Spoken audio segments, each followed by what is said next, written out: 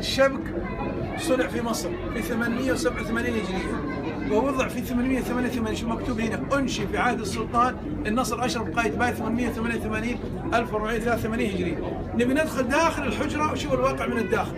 خلها تجي هنا يا ابوي، جيبها هنا من الأمام، خلها تجي هنا، جيبها هنا.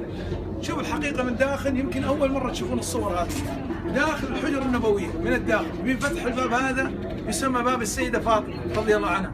نبي ندخل من الداخل شوف الحقيقة الآن، لأنه كثر الكذب والدجل بالإنترنت والجوالات صور بأنه هذا قبر الرسول عليه الصلاة والسلام، ودجال يطلع يقول لك هو خادم الحجرة. لا يوجد خادم الحجرة إلا الرئاسة شؤون الحرمين. حنشاهد الآن الوضع من الداخل. شوف الحقيقة الآن ينفتح الباب، شوف لما فتح الباب شوف الواقع وصور من الداخل.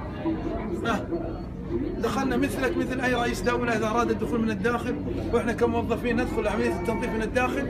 إلى أن دخلنا إيش تشاهد أمامك؟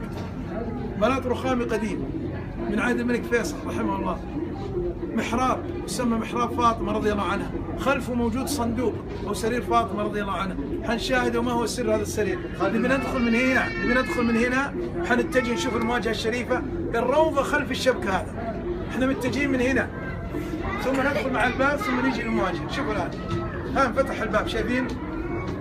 اللي بيصور يصور يا اخوان. هذه أشياء يمكن أول مرة تشوفها، واللي بيصور يصور. شوف دخلنا من هنا، وضحت؟ لاحظ ايش تشوف قدامك؟ ستارة خضراء صح ولا لا؟ مغطاة بالجدار هذا. الجدار هذا اللي هو هذا شايفينه؟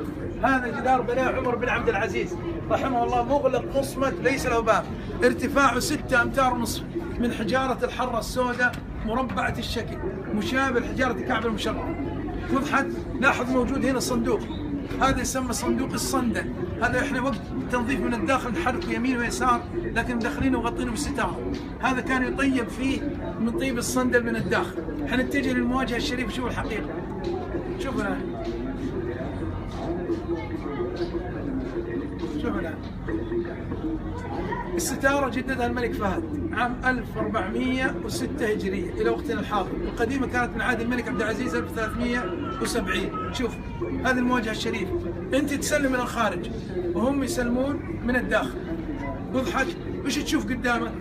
لاحظ، شوف ستاره هنا، الدائره الاولى، الدائره الثانيه، الدائره الثالثه، صح؟ اللي يجي بالمواجهه ويناظر من الداخل يجد الدوائر ظنا منه انه هذا قبر الرسول عليه الصلاه والسلام، وهذا ابو بكر، هذا عمر رضي الله عنه. يقول لك انا شفت قبر الرسول. يا اخي العزيز هذه الدائره محاذاه للوجه النبوي الشريف هنا، والثاني محاذاه لابو بكر رضي الله عنه، والثالثه محاذاه لوجه عمر بن الخطاب رضي الله عنه. حنشاهد الان سرير فاطمه وشوف ما هو سر هذا السرير او الصندوق. شوف الواقع، وهذه الحقيقه من الداخل. يعني انت ما تشوف شيء، انت تسلم من الخارج وهم يسلمون من الداخل مثل المدرسة. هل معناه لو دخلت حوش المدرسة اني دخلت الفصول والإدارة؟ هذه نفس الطريقة. هذا شوف هذا سرير فاطمة رضي الله عنه، وهذا كانت توضع فيه المجوهرات والهدايا التي تأتي من بعض السلاطين والحكام العثمانيين. مع آخر حكام العثمانيين عمر فخري باشا أخذت جميع المحتويات بالقطار إلى تركيا وتعرض بالمتحف في تركيا. هذا خلف المحراب اللي شاهدناه. حنعيد الآن من جديد، نعيده من جديد اللي ما شاف يشوف. إلى الوقت الحالي موجود. ها وين موقع